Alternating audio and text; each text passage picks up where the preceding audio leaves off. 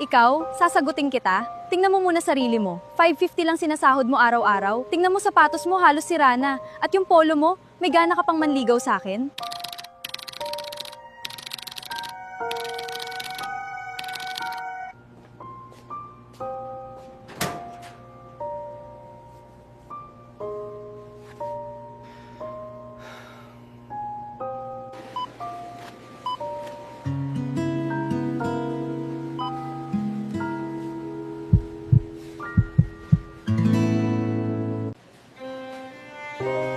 Pwede ba kitang makausap saglit?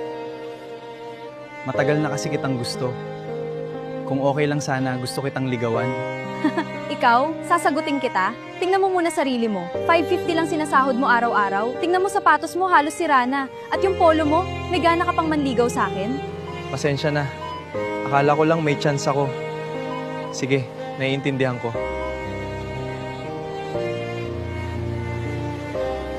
Bro, na-reject ka agad? Akala ko lang may chance. Tinawanan siya dahil mahirap lang siya. Pero walang may alam. May mas mabigat pala siyang pinagdadaanan. Anak, pasensya ka na. Ang dami mong sakripisyo para sa akin. Huwag mong isipin yan, ma. Basta gumaling ka lang. Kaya ko to. Habang minamaliit siya ng iba, may taong buong buhay niyang ipinaglalaban. Sir, ito lang po kaya namin dito. Sige po, okay na yan. Kailangan lang talaga. Para sa iba, pero para sa kanya, isa na namang bagay ang kailangan niyang isuko para mabuhay ang nanay niya. Sir, ito lang po kasya sa budget ninyo.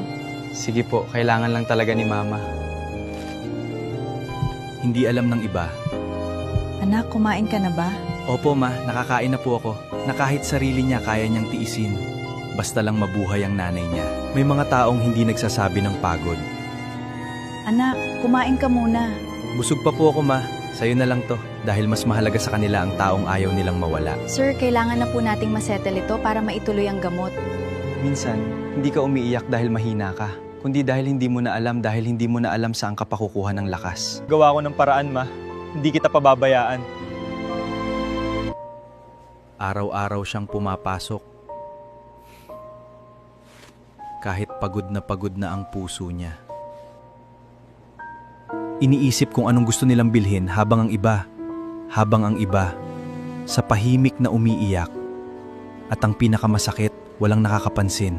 May mga anak na hindi nagrereklamo. Kahit sila mismo, matagal ng pagod.